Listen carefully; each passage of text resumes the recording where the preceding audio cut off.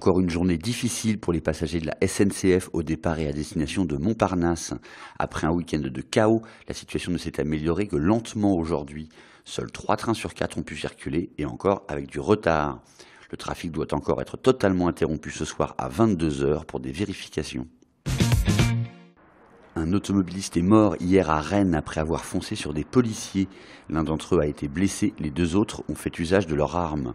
Une autopsie devait être pratiquée aujourd'hui. Le passager du véhicule, fortement alcoolisé, a été interpellé.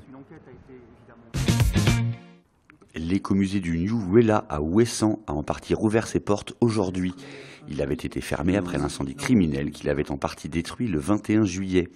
L'auteur de l'incendie avait été retrouvé mort quelques heures plus tard. Les travaux de remise en état de l'ensemble du site pourraient durer jusqu'à 3 ans. Quelques 1500 personnes ont pris le départ du Trobraise ce matin à Saint-Paul-de-Léon dans le Finistère.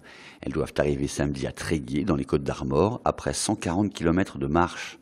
Le Trobraise, tradition religieuse du Moyen-Âge, a été relancé en 1994.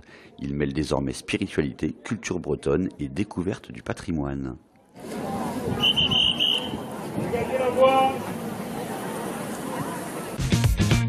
Enfin, il y avait foule hier sur la plage de Saint-Efflamme à Plestin-les-Grèves dans les Côtes-d'Armor. Plus de 4000 personnes sont venues assister aux traditionnelles courses hippiques. À noter, 2 chutes se sont produites lors d'une course de galop. Les organisateurs ont alors modifié le parcours.